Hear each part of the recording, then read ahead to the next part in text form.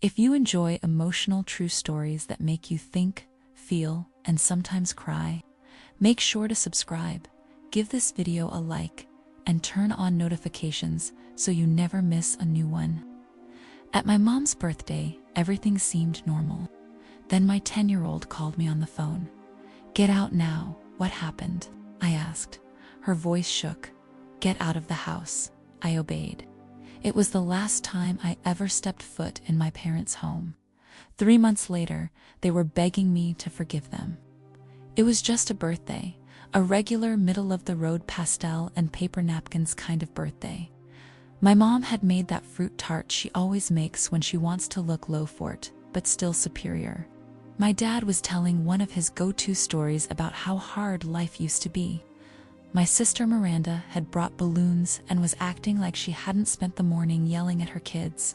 In other words, everything felt normal. The kind of normal you stop noticing when you live inside it. Same smells, same voices, same rhythms, a few laughs, some complaints. My daughter Luna had disappeared off somewhere to play or read. There were cupcakes, cheap wine, background music, no drama, no shouting, no tension I could feel in the air. I wasn't even thinking. I was just existing in it, floating through it, keeping my head down and my mouth shut like I'd trained myself to do. Keep things light. Don't bring up the hard stuff. Smile like you're not tired. Play along. Looking back now, I want to shake myself. How did I not feel it? How did I not notice anything was off? But I didn't. If anything, I thought maybe things were starting to get better, that maybe we'd all settled into some kind of peace. I even caught myself smiling once or twice, and then my phone rang. I pulled it out of my pocket and blinked at the screen. My daughter calling, that was strange. She usually just came and found me if she needed something.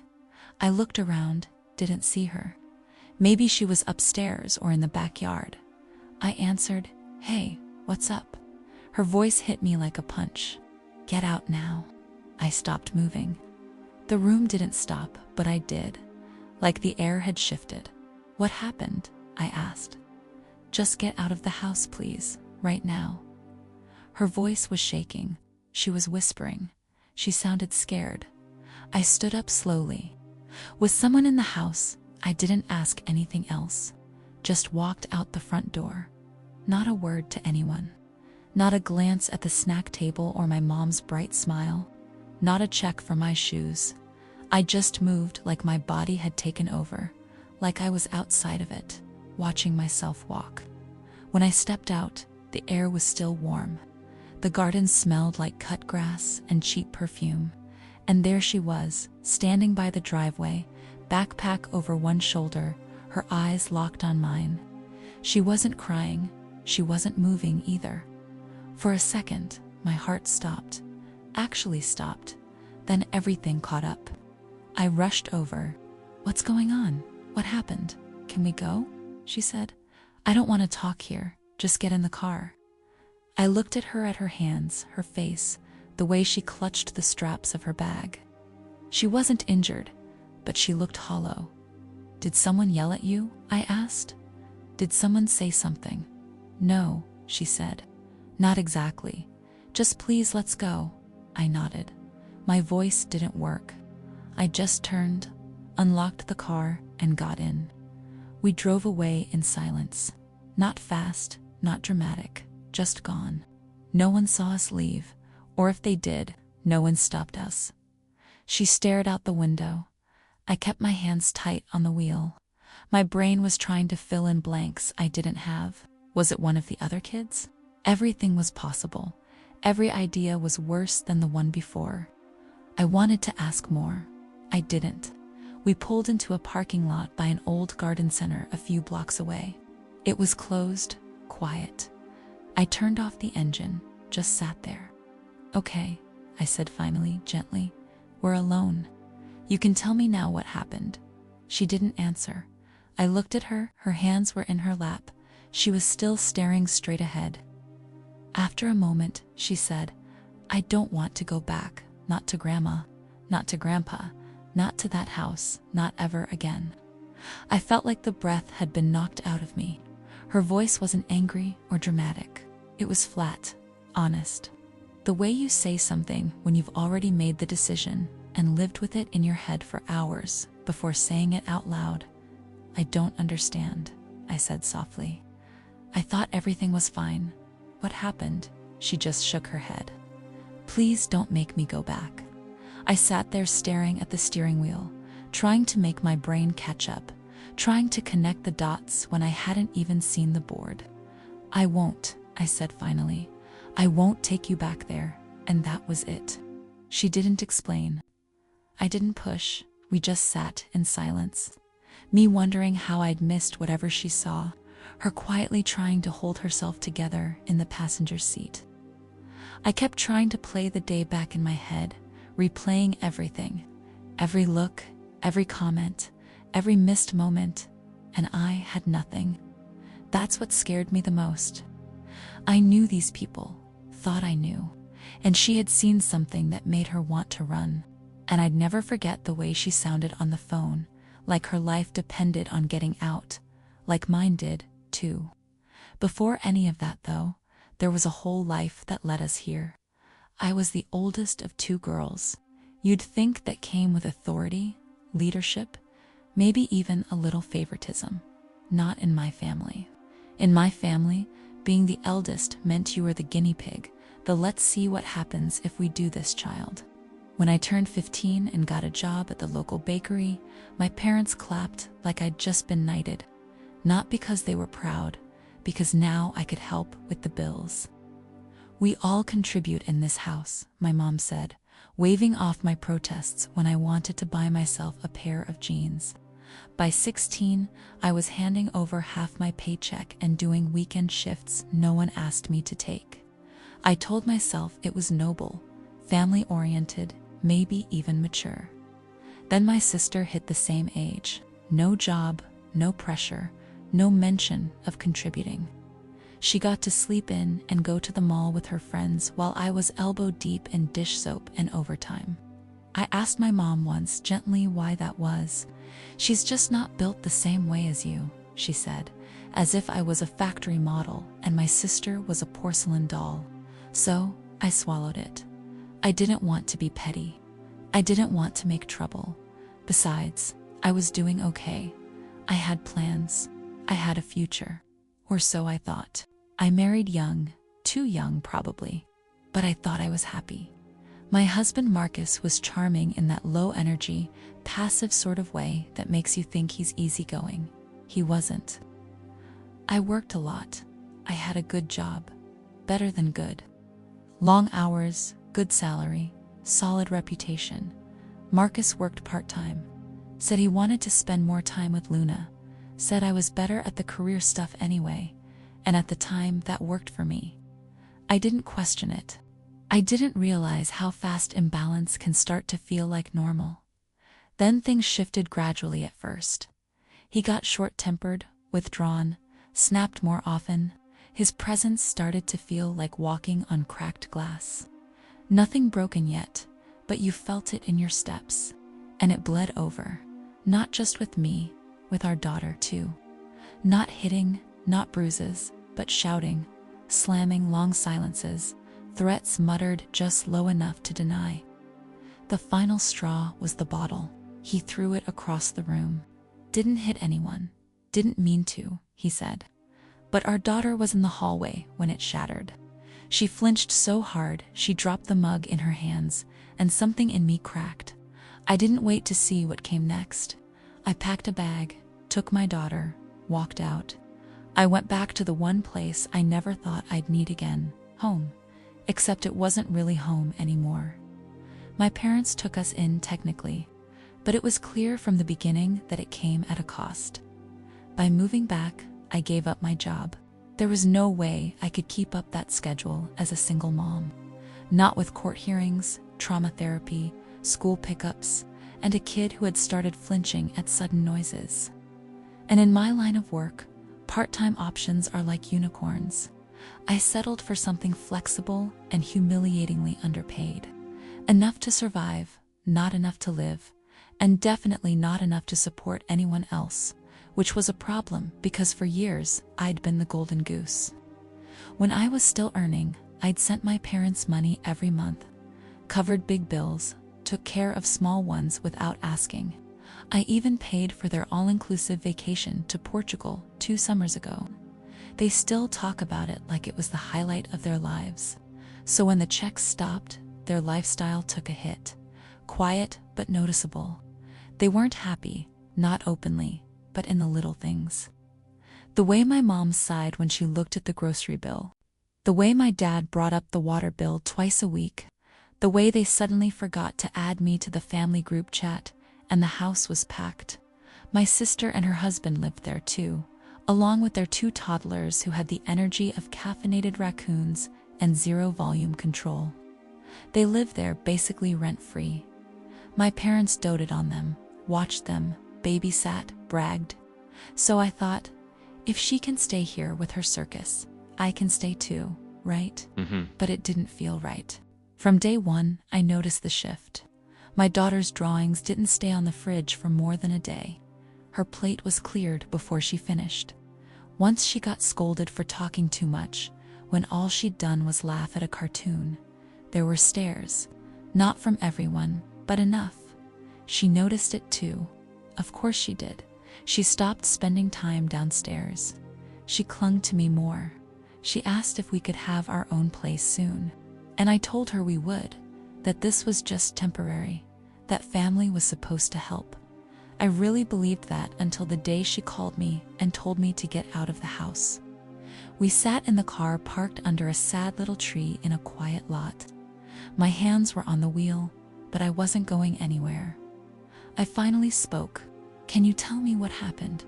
She didn't hesitate. Not this time. "Grandma and Grandpa and Aunt, they don't want me there." She said they were talking.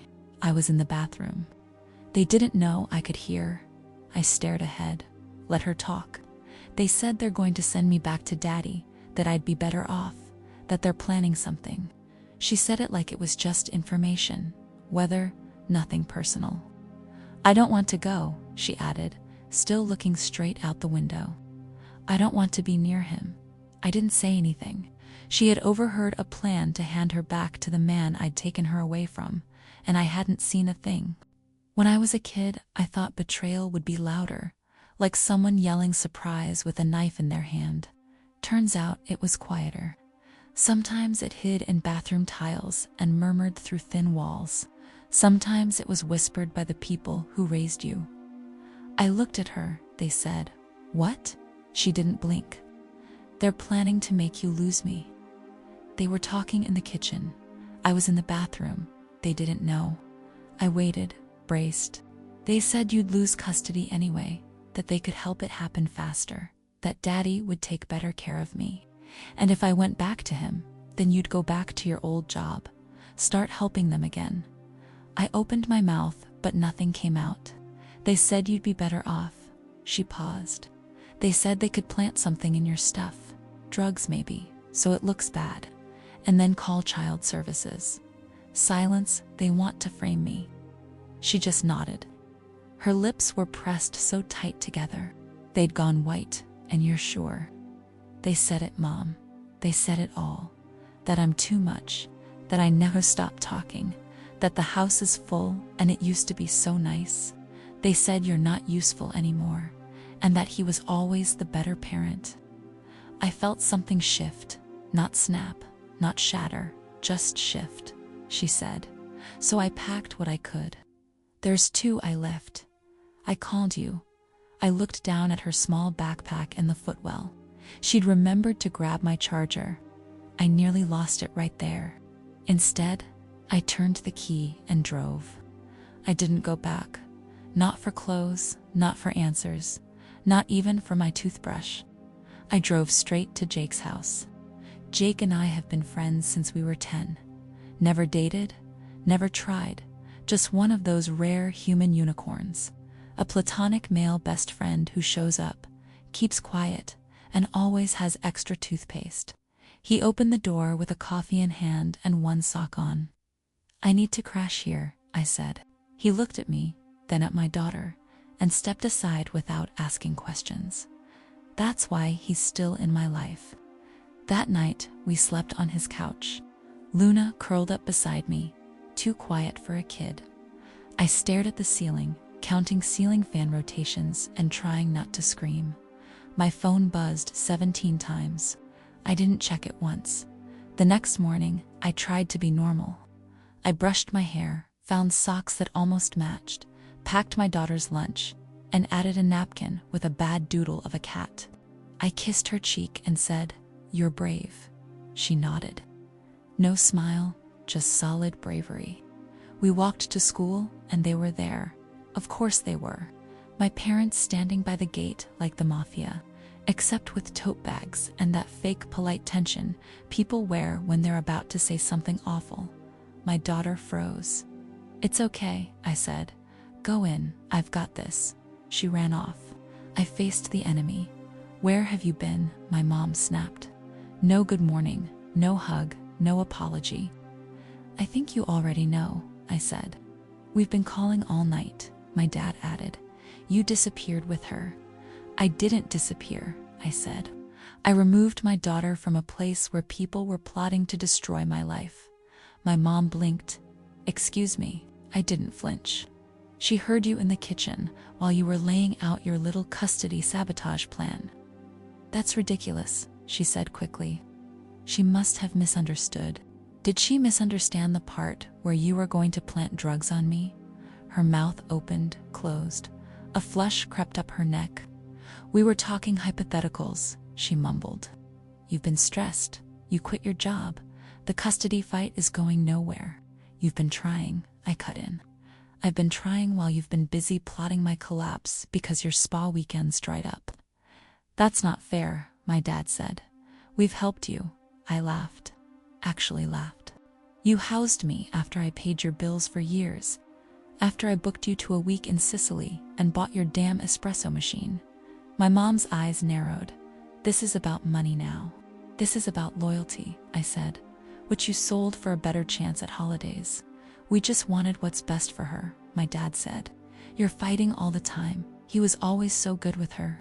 He threw a bottle at the wall while she was in the room. I snapped. "He wasn't a father. He was a threat, and you knew that." My mom folded her arms. "You're emotional. You're blowing this out of." "I'm done," I said. "I'm done letting you twist this. You tried to wreck my custody case. You tried to erase me as a mother so you could go back to being comfortable." There was silence. I looked between them. "You want comfort? You'll have it. Starting now. You'll never hear from me again. Not a cent, not a visit, not another ounce of me." "Don't be dramatic," my dad said. I turned, "You haven't seen dramatic," and I walked away. That night, Jake found me in his kitchen, arms wrapped around a mug of tea I hadn't touched. "You okay?" he asked gently. "No," I said, "but at least I know where I stand." My daughter came out in her pajamas holding the bad cat doodle napkin in her hand. She didn't say anything, just sat next to me and leaned her head on my arm. I didn't cry, not because I wasn't devastated, but because I was too exhausted to. I'd lost my parents, or maybe I just finally admitted they were never really mine to lose. What I hadn't lost was sitting next to me, and I'd burn the whole damn world down before I let anyone take her again. You'd think after everything that had already happened, I would have learned to relax when things got quiet, but I didn't. Silence, I found, is just betrayal, taking a breath. It had been weeks since we'd heard from my parents. No messages, no threats, no weird cousin reaching out to check on us, just stillness. Jake called it peace. I called it suspicious.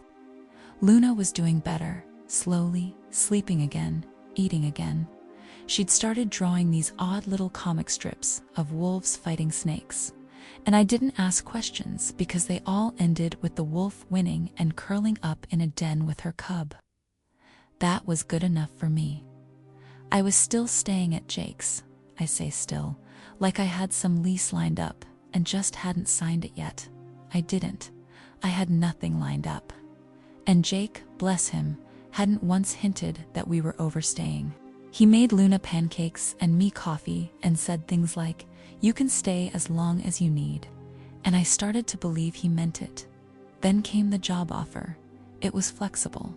It paid well, and I wouldn't have to sell my soul or give up seeing my kid just to afford cheese again.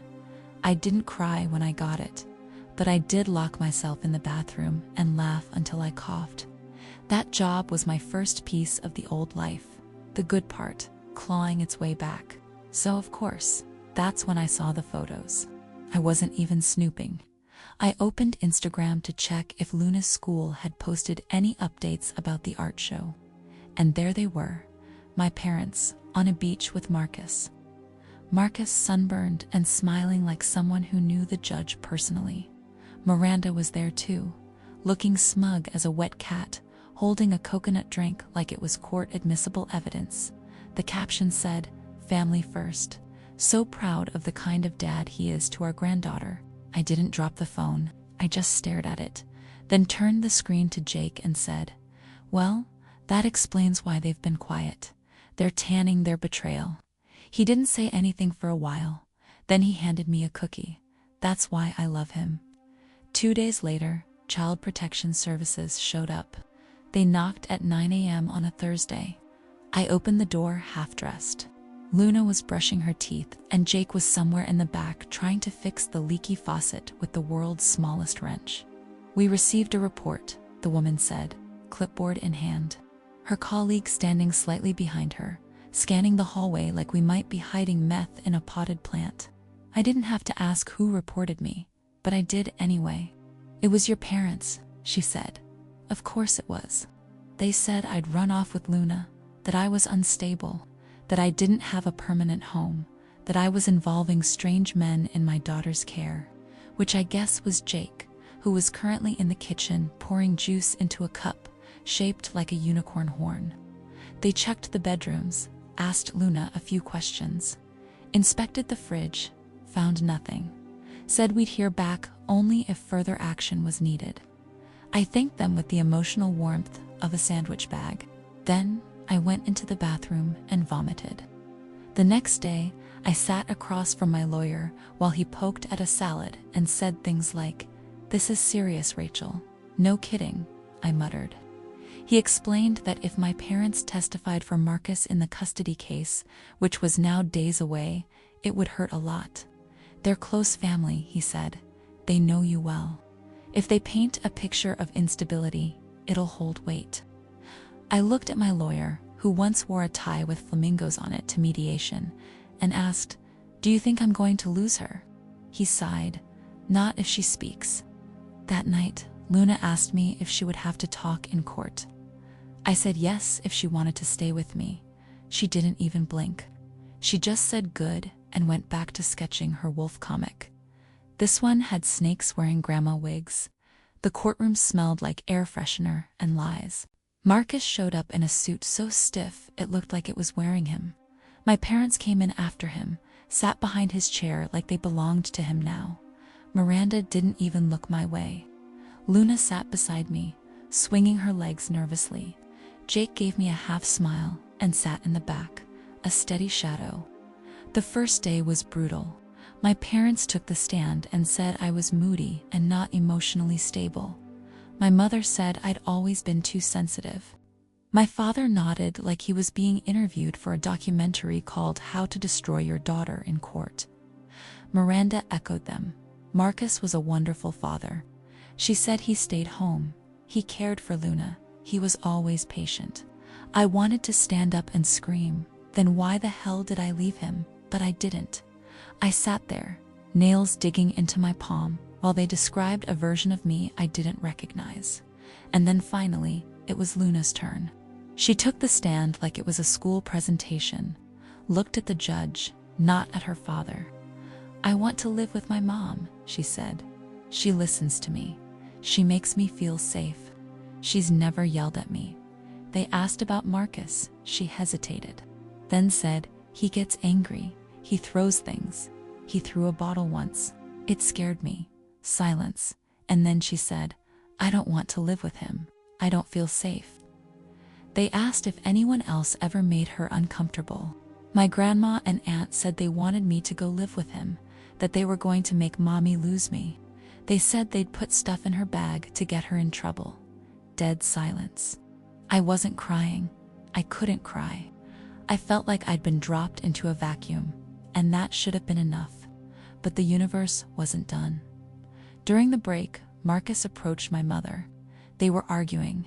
I couldn't hear the words, but I saw the motion, his hand grabbing her wrist hard, sharp. She yanked it back. My father stepped in. Marcus stormed off, and that was the last time they ever stood near him again. They didn't come back to court. My lawyer told me later they'd withdrawn their testimony and that we had enough. We returned to court. My lawyer brought the fire.